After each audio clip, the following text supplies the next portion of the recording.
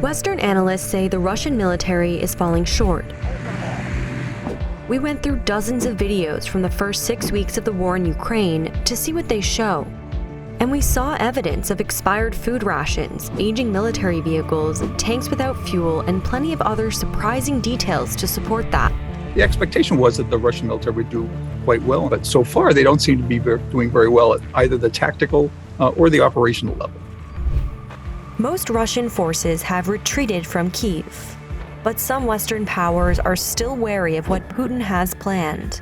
Russia remains a premier nuclear power. So where are the Russians falling short? And what new information have we really learned about their military? Mark Kansian is a retired Marine Corps colonel and an expert in military operations who's been studying Russia's military since the Cold War. Russia has been involved in several conflicts in the past decade that made its military look powerful and efficient, as well as ruthless.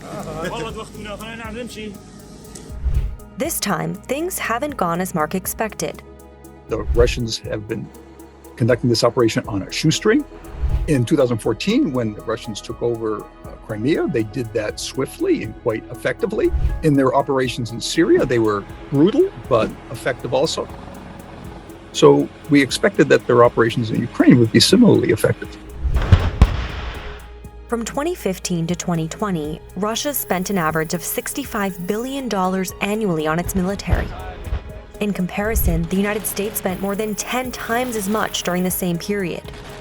The Kremlin is first focusing on heavy artillery to shatter cities and break resolve. One thing they're emphasizing: missiles. The Iskander missile, capable of carrying both nuclear and conventional warheads. They've been using it to attack deep targets in Ukraine. It has high precision. Russia said it had 136 of these types of missiles in 2019. They have a limited inventory. What it indicates is that the Russians are using all of their capabilities in this conflict, even a relatively scarce and important capability like Iskanders. We also asked Mark about Russia's cruise missile inventory.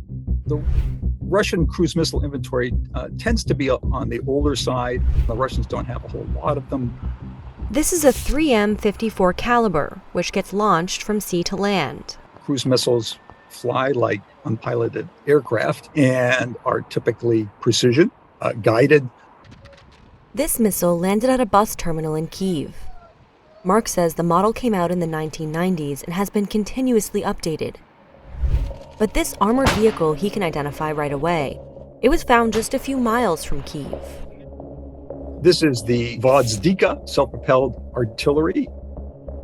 It looks like a tank. It's not. One of the main differences is that this has bigger guns and can shoot at higher angles than a tank. This rocket system, called Grad, was first developed in the 1960s. It fires 40 rockets up to 25 miles. These are unguided.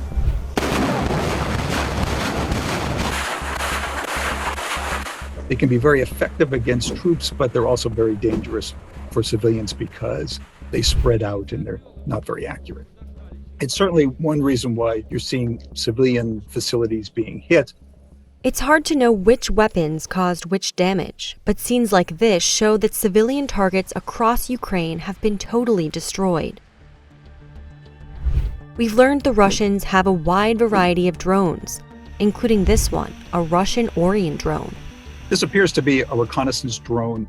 It seems that the drone is locating the target and another shooter is attacking it. And that would be tremendously helpful for the Russians because they have not been very good at reconnaissance so far. They've been frequently ambushed and surprised.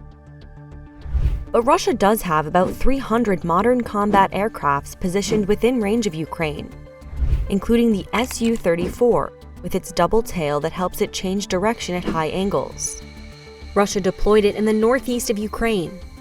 It's a relatively modern aircraft. It can be a fighter, can also drop bombs. The Su-24, on the other hand, is old. The Su-24, it's a swing-wing fighter bomber, can fly low, can fly fast. And interestingly, it's used by both the Ukrainians and the Russians. And you can tell that it's a Su-24 because it has the single tail.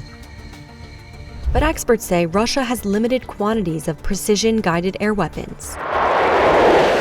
Years of combat operations in Syria have depleted their stockpile and may mean that most aircrafts have only unguided bombs and rockets. Another reason why the Russian Air Force has fallen behind is because their pilots have about 120 hours of flying practice a year, a lot less than their Western counterparts. So experts say they are struggling to use their complex aircrafts in a conflict zone. But Russia says it deployed the new Kh-47M2 Kinzhal missile for the first time in this war, when it blew up a big underground arms depot in western Ukraine.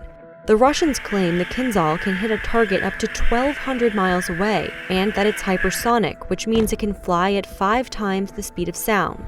It's also capable of carrying nuclear warheads. And while Russia has not used nuclear weapons, it has carried out drills with its nuclear forces, like the one seen here in video released by the Russian Defense Ministry days before the invasion.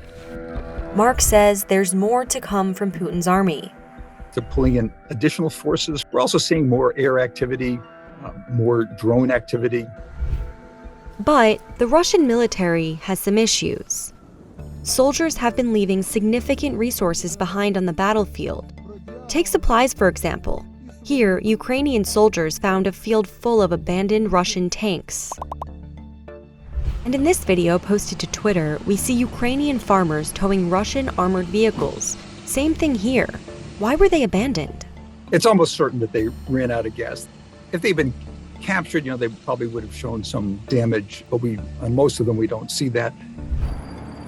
They're also using unencrypted communications like smartphones and push-to-talk radios, and tree branches to conceal their vehicles, like in this photo posted to Twitter by Ukraine Weapons Tracker. Another issue for the Russian military? Food. Look at these expiration dates. These rations expired in 2015. 2/3 of enlisted Russian troops are volunteers, and the other third are conscripts, which means they were forced to enlist. Russia requires all male citizens between the ages of 18 to 27 to register for conscription. But experts say conscripts often have poor training and low morale. There have been multiple reports that Russian soldiers have refused to follow orders and even walked away from their units.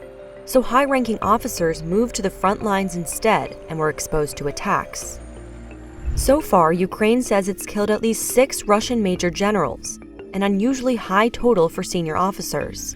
The Kremlin has acknowledged only 3 of their deaths. Still, Russia is a much bigger force. It has 850,000 total active duty troops. That's 4 times as many as Ukraine, which has approximately 200,000.